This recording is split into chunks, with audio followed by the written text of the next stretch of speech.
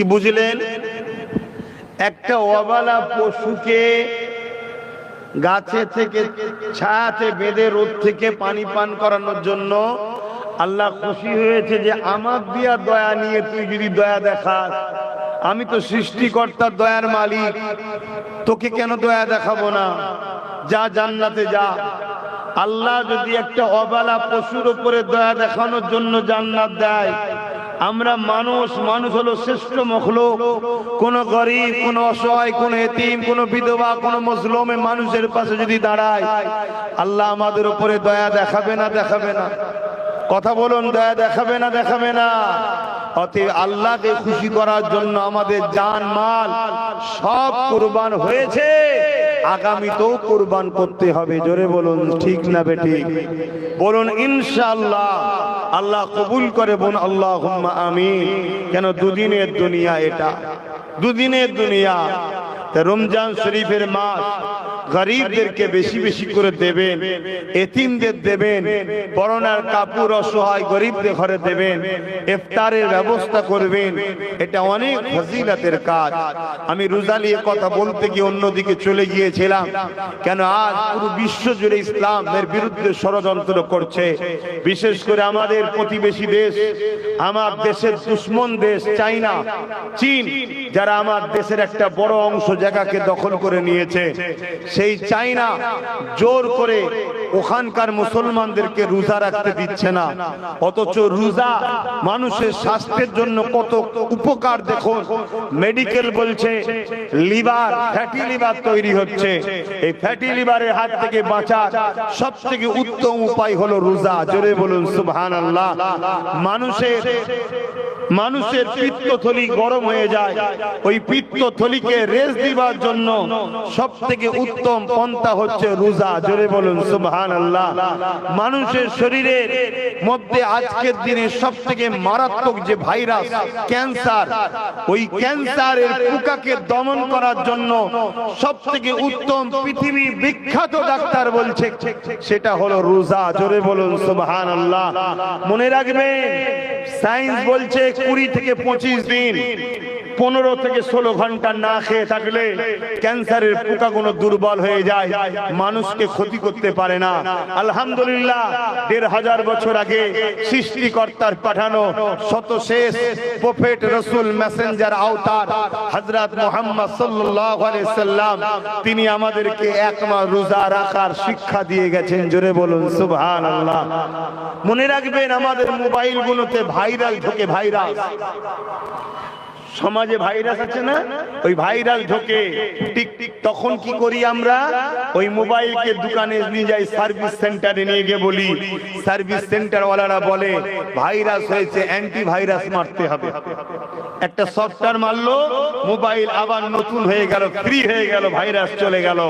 তা আমাদেরও 11 মাস এই শরীরে নানান খাদ্য যায়, ওই খাদ্যের সাথে হাজার রকম বিষ যায়, হাজার রকম ব্যাকটেরিয়া যায়, হাজার রকম ভাইরাস যায়, হাজার রকম জাম যায়। এটা শরীরের জন্য ক্ষতিকারক হয়, শরীর হ্যাং হয়ে যায়। এই শরীরকে এক মাস রোজা আল্লাহ অ্যান্টিভাইরাস দিয়েছে। এক মাস রোজা রাখলে শরীর আপডেট হয়ে আবার 1 বছরের জন্য সুস্থ শরীর গিফট হয়। জোরে বলুন সুবহানাল্লাহ। আরো চিৎকার দিয়ে বলুন সুবহানাল্লাহ। এটা সায়েন্স বলছে, বিজ্ঞান মেনে নিয়েছে। আমার রসুল বলেছেন, বিজ্ঞান আজকে মেনে নিয়েছে যে মুহাম্মদ সাল্লাল্লাহু আলাইহি ওয়াসাল্লাম যা বলছে সবই সত্য। কেন সত্য হবে না? মুহাম্মদ রসুল তিনার কথা বলে, যিনি কায়নাতের স্রষ্টা আল্লাহ। জোরে বলুন সুবহানাল্লাহ। লিল্লাহি মা ফিস সামাওয়াতি ওয়া মা ফিল আরদ। জমিন আসমানের একজন সৃষ্টিকর্তা, দুজন নয়, তিনজন নয়, একের অধিক নয়। প্রভু একজন, রব একজন, খালেক একজন, সৃষ্টিকর্তা একজন, তিনি হলেন আল্লাহ। জোরে বলুন সুবহানাল্লাহ। তো ভাইয়েরা আমার, আজ আমার নবী পাক সাল্লাল্লাহু আলাইহি সাল্লাম হাদিসে কুদসির মধ্যে জানাচ্ছেন, মান রাদিয়ান, হাদিসে কুদসির মধ্যে জানাচ্ছেন আমার আল্লাহ, আস-সাওমু লি ওয়া আন আযজি বিয়াদিয়া, রোজা হলো আল্লাহর খাস ইবাদত। জোরে বলুন সুবহানাল্লাহ। আল্লাহ বা রোজা না দিয়াকে কিয়ামতের দিনেতে নিজের কুদরত দিয়া যে পুরস্কৃত করবে বলেছে। কিয়ামতের দিনেতে জান্নাতের একটা দরজা থাকবে, ওই দরজাটার নাম হলো বাবুস সালাত। ওই দরজা দিয়ে রোজাদাররা যেতে লাগবে। এই যুবকেরা কিয়ামতের কঠিন দিনেতে যেদিন মাথার এক বেগ দেখতে লেখা তো পড়ে আল্লাহ বা সুযোগে নাপিয়ে দেবে, মানুষগুলো নাফসি নাফসি করতে লাগবে। ওই কিয়ামতের দিনে আল্লাহ নবী জানিয়ে দিলেন বাবারা, ওই দিনেতে দেখা যাবে আরশ আজিমের উপরে একদল মানুষ জান্নাতি লাগবে।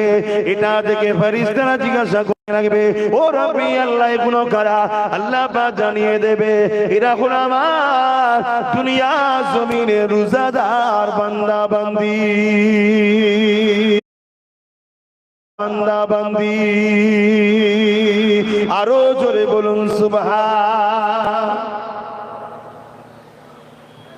তাহলে রোজাদারদের ঘরে আল্লাহ কিয়ামতের দিন জান্নাতের খানা খাওয়াবে।